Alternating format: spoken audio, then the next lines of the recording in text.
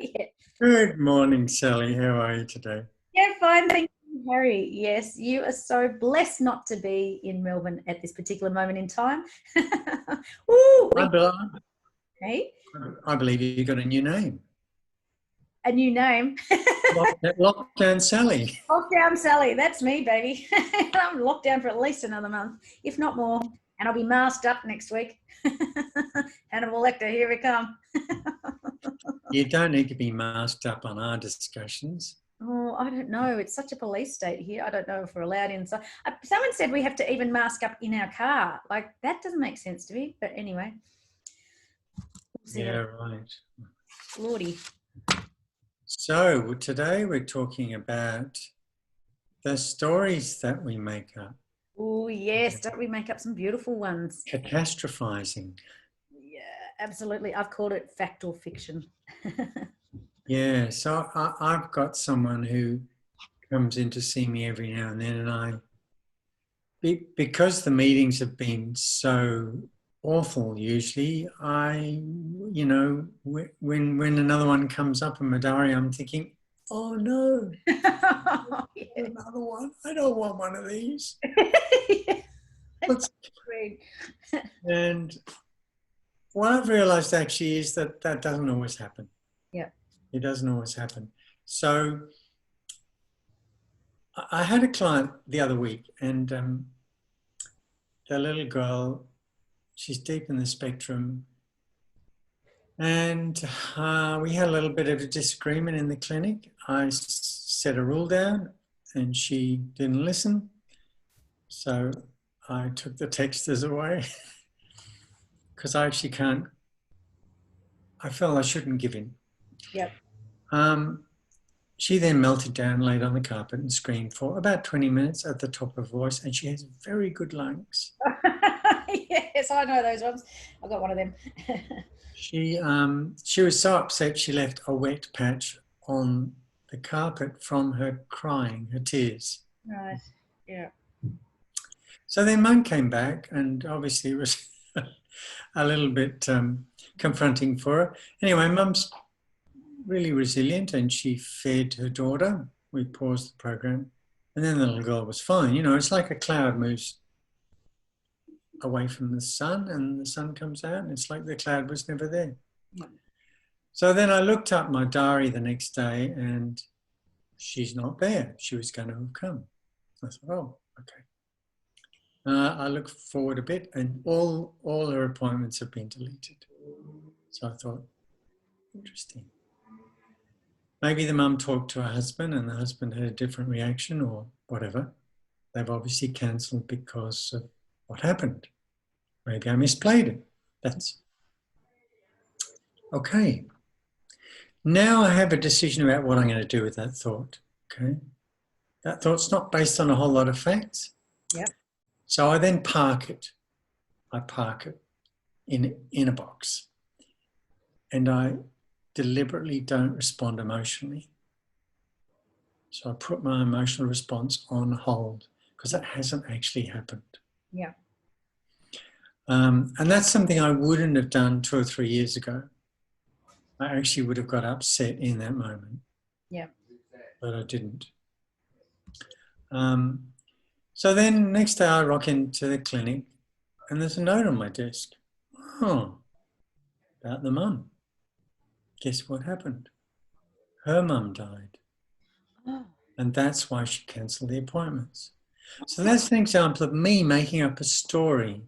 Okay, I'm pretty good at doing that. I'm pretty good at making up stories, but I've learned not to respond to them because they are just stories. It's true. That's a really good example, Harry. Really good. Yeah. How many times do we limit ourselves because of the things that we tell ourselves, the limiting beliefs that we have in our head? So, you know, I did a little bit of research about this. Apparently it's a protective mechanism. Right. Okay. Well, that makes sense. Yep. And apparently it's to protect us from an experience that we've had that was a nasty surprise. So we don't want that surprise again. Yes, I've got a feeling this is going to happen again. So I'm going to, you know, I'm going to prepare myself.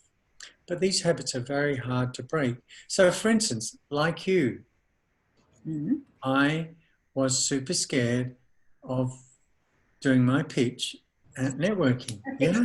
Yep. Why was I super scared? Because I might look stupid. Yep. No one's going to like me. It's Yep. not good enough. Yeah. I'm not worthy. What I've got to offer isn't any good. All Yeah. that stuff.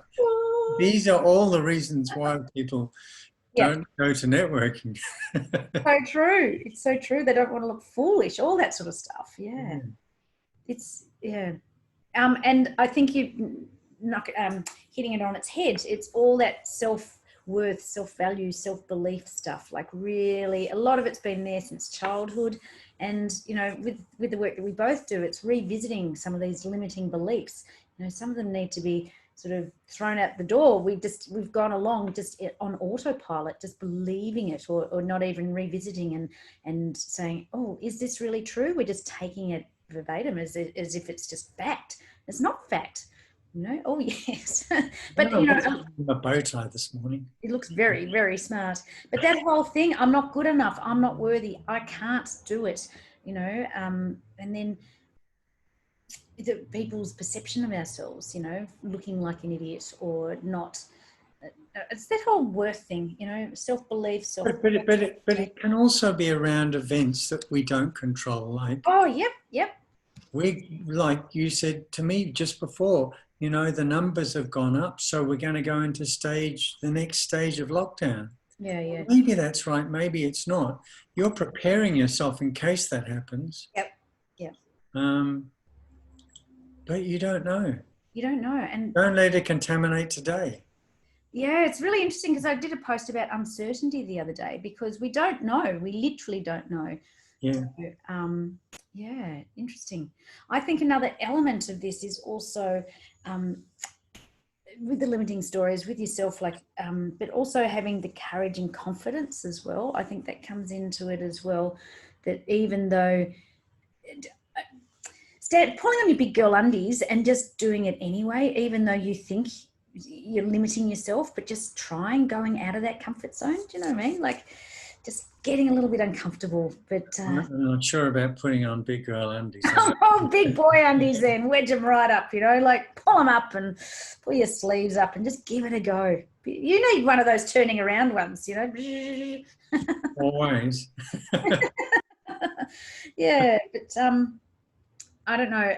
I mean, as kids, a lot of our beliefs are sort of cemented in then. Have you got, in your experience with it all, I mean, childhood stuff? Yeah, it all goes back to childhood. Children are not born to catastrophize. Right, yep. They are optimistic. They're full of joy and happiness. So this is a learned pattern, no doubt about it. It's a protective mechanism and it's very difficult to get rid of. Yep. But the first thing is, I think, if you have this negative thought, take note of it. Yeah. Worthy thought, take note of it. Then park it. Don't respond emotionally. Yep. And my third step is just honour this pattern of thinking and acting at the same time. So if tomorrow is going to be stage 6 lockdown, that's fine. You will respond to that tomorrow. You actually can't do it today. Right. Yep. That's a really good one, Harry. I'm going to highlight that one. Think and act at the same time. So I call this topic catastrophize or cherish. Ooh, I like it. I like it. And my model's very simple. It's just you receive a fright of some sort, a fright or unexpected surprise. You fabricate your fiction. And then you have a choice to freeze those fantasies. Oh, you're on fire today, big fella. Those fantasies. Yeah. Fright, fabricate, freeze. Yeah. Yeah, good one. Good one. Oh, mine is so different to yours. Yeah, wow. Where's my other bits? That's because you're a girl.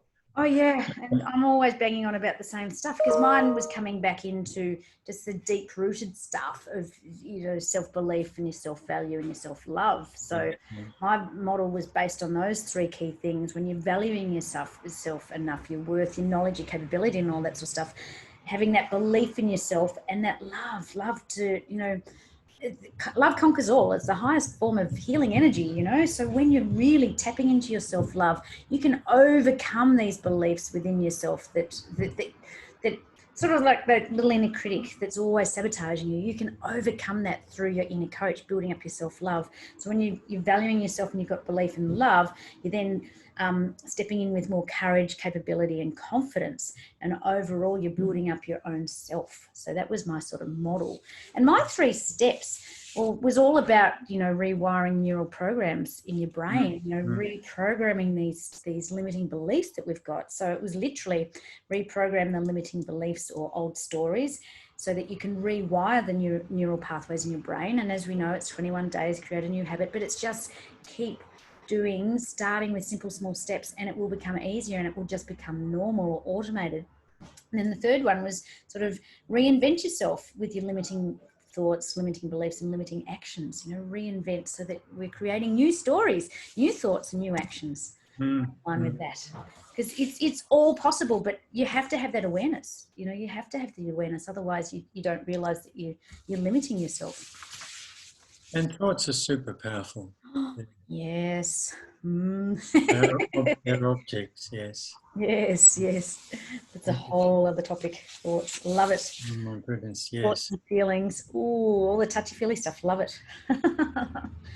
But yeah, look, particularly as we get older and we've just gone on with these autopilot of the stories that we're telling ourselves, it's absolutely, this is the perfect time to stop and look at the stories that you're telling yourself. So we were talking before about an event you had last night, Sally. Yes, Darling. What was the story you created around that?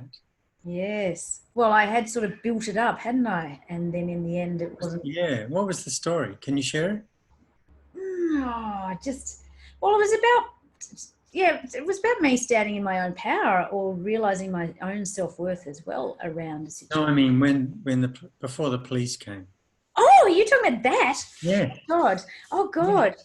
Oh, yeah. So someone was, you know, trying to break in, thinking they were going to break in the house. And yes. So it was quite frightening watching the end of MasterChef finale, and had taped it because I was working so late. So sitting in the lounge room, had Foxtel on the record, and then my flatmate says, "There's a man out there." And I was just like, I couldn't see with the reflection of the thing. She goes, "He's looking at us." And I've gone, whoa. And I'm just like, whoa. And I'm trying to look through the dirty windows and the reflection. And it's like, whoa, okay. And she goes, ring the police, ring the police. And I thought, well, do I go outside or not go outside? Like, because around here it's a bit dodgy. So we rang the police. And and then we didn't know if they were out there or not out there, if they'd gone down the back, if they'd come in through the back door because that was unlocked. And whoa, we had created such a story in our head that by the time, in the end, I had to call my ex-husband to come. And then we're sitting like this, frightened like whatever. And when the police finally came, we were like a bit like this. And in the end, you know, the person had nicked off. But we had conjured up the most amazing stories and where they were hidden and what they were going to do. And what was going to happen to you, yes. Yeah. Oh, yeah, absolutely. So, I mean, it was frightening and none of it really happened. Yeah. It could have. And it was quite frightening because we went back out there this morning and definitely may have been there a number of times in this sunken down area by the fence. Like, it was quite frightening. Do you have movement detection lights outside? No, but I should have. That's what you can get them from. I'll send you a link. Is that like you mean sensor lights? Yeah, but they're like battery. You just put them up. They've got solar cells on the top of battery, and they pick up movement. Oh, well, that will help. They'll turn on when somebody gets within range. Yeah. But I'll send you a link. Yeah, that would be. At least you can see them next time. Yeah, absolutely. Well, Sue's thought that the guy had a balaclava over his face, but the police did say even if you're at home, it's very likely that they would still try to break in and take your car. So yeah, it's just baseball bat by the couch. Yes, I could do some damage. I've got pretty good, you know, taekwondo kicking skills. Right in the nuts, Harry. You have. I remember that first picture I saw of you before we went to Hawaii. Oh my goodness! I thought, that's a mad woman. I'm never going to do anything with her. Yeah. Yeah, I don't know. Fight or flight would be interesting to see what happens. But when I've been broken into previously and we were all asleep, they came through the house, found a knife out the front, took my handbag, took the car keys, couldn't drive my car for 3 weeks, and then we were worried they were going to come back and take the car, and had to get keys sent out from Europe. So yeah, it's a dreadful world when that happens. But the funniest thing, not even the funniest thing, was that the police then wanted to charge my ex-husband because he was violating COVID restrictions. So like you can't visit anybody. Like, whoa, what is going on in this world? Like, seriously, swab him. I don't care, but like he was. get yourself a Rottweiler. Well, we had a staffy that was asleep the whole time. Oh my goodness! Give him a stern warning, I think. Winnie went back to bed. It's like, Winnie, where are you, guard dog? Oh my goodness. It's too cold, Mum. It's too cold. Exactly. So yes, that was a very good example of limiting stories in our head. Oh, good. Well, it's always fun talking to yourself. Yeah, likewise. All righty. Well, we'll see you next week. Have a beautiful week. See ya. Bye.